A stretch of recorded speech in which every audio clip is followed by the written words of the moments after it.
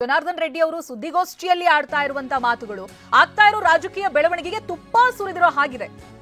ಸತೀಶ್ ಜಾರಕಿಹೊಳಿಯನ್ನ ಮಣಿಸೋದಕ್ಕೆ ರಾಮುಲು ಜೊತೆ ಮಾತಾಗಿರೋದು, ಇದು ರಾಮುಲು ಕೋಪಕ್ಕೆ ಡಿಕೆ ಶಿವಕುಮಾರ್ ಲಿಂಕ್ ಮಾಡ್ತಾ ಇದ್ದಾರೆ.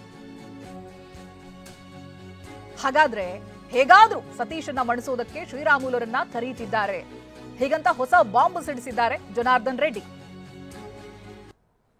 ಆದರೆ ಡಿ ಕೆ ಶಿವಕುಮಾರ್ ಅವರು ಸತೀಶ್ ಜಾರಕಿಹೊಳಿ ಅವ್ರನ್ನ ಮಣಿಸೋದಕ್ಕೆ ಯಾರಾದರೂ ಒಬ್ಬರು ಬೇಕು ಅಂತೇಳಿ, ಅದು ಶ್ರೀರಾಮುಲನ್ನ ಹೇಗಾದರೂ ತಗೋಬೇಕು ಅಂತೇಳಿ ಶ್ರೀರಾಮುಲಿಗೆ ಇಲ್ಲಿ ಇರೋ ವಾತಾವರಣ ನೋಡಿಕೊಂಡು ಇದೆಲ್ಲ ಕೂಡ ನಾನೇ ಟಿವಿಗಳಲ್ಲಿ ನೋಡ್ತಾ ಇರೋದು. ಅದೇನು ನನಗೆ ನೇರವಾಗಿ ಬಂದು ಯಾರು ಹೇಳಿದ್ದಂತಲ್ಲ.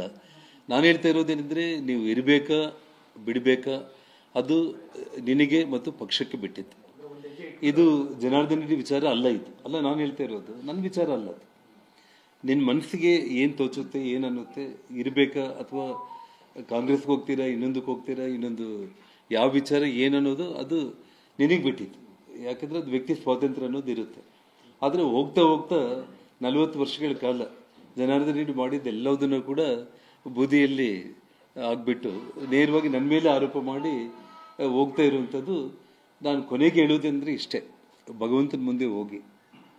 ಆದರೆ ಡಿ ಕೆ ಶಿವಕುಮಾರ್ ಅವರು ಸತೀಶ್ ಜಾರಕಿಹೊಳಿ ಅವ್ರನ್ನ ಮನಸ್ಸು ನೋಡಿ, ಜನಾರ್ದನ್ ರೆಡ್ಡಿ ಅವರ ಹೇಳಿಕೆ ಇದು. ಅಲ್ಲಿಗೆ ಈ ವಿಚಾರಗಳೆಲ್ಲವೂ ಕೂಡ ಕಮಲ ಪಾಳೆಯದಿಂದ ಕೈ ಕಡೆಗೆ ಬೊಟ್ಟು ಮಾಡಿ ತೋರಿಸಿರೋ ಹಾಗಿದೆ. ಒಳಸುಳಿಗಳು, ಒಳೊಳಗೆ ನಡೀತಾ ಇದ್ದಂತ ಚರ್ಚೆಗಳು, ಇದು ಯಾವುದು ಕೂಡ ಹೊರಗಡೆ ಬರ್ತಾ ಇರಲಿಲ್ಲ. ನಿನ್ನೆ ದಿನದ ಶ್ರೀರಾಮುಲು ಅವರ ಹೇಳಿಕೆ ಇವತ್ತು ಜನಾರ್ದನ್ ರೆಡ್ಡಿ ಅವರ ಬಾಯಲ್ಲಿ ಇಂಥ ಮಾತುಗಳನ್ನ ಹೇಳಿಸ್ತಾ ಇದೆ. ಕೆಲವೊಂದಷ್ಟು ಸೀಕ್ರೆಟ್ ಅಂತ ರಾಜಕೀಯದಲ್ಲೇ ನಡೆಯುತ್ತೋ, ರಾಜ್ಯ ರಾಜಕೀಯದಲ್ಲಿ, ಅದು ಈ ಸುದ್ದಿಗೋಷ್ಠಿ ಮೂಲಕವಾಗಿ ಮುನ್ನೆಲೆಗೆ ಬರ್ತಾ ಇದೆ. ಖುದ್ದು ಜನಾರ್ದನ್ ರೆಡ್ಡಿ ಅವರೇ ಹೇಳಿರುವಂತ ಹೇಳಿಕೆಗಳನ್ನ ಗಮನಿಸ್ತಾ ಇದ್ದೀರಾ ನೀವು. ಸತೀಶ್ ಜಾರಕಿಹೊಳಿಯನ್ನ ಮಣಿಸೋದಕ್ಕೆ ರಾಮುಲು ಜೊತೆ ಮಾತುಕತೆ ಆಗಿದೆ ಅಂತ. ಅಲ್ಲಿಗೆ ಡಿಸಿಎಂ ಡಿಕೆ ಶಿವಕುಮಾರ್ ಹೆಸರು ಕೂಡ ಸೇರ್ಕೊಳ್ಳುತ್ತೆ. ಗುರು ಶಿಷ್ಯರ ಗಲಾಟೆಯಲ್ಲಿ, ಸಹೋದರ ರೀತಿಯಾಗಿ ಇದ್ದವರ ಗಲಾಟೆಯಲ್ಲಿ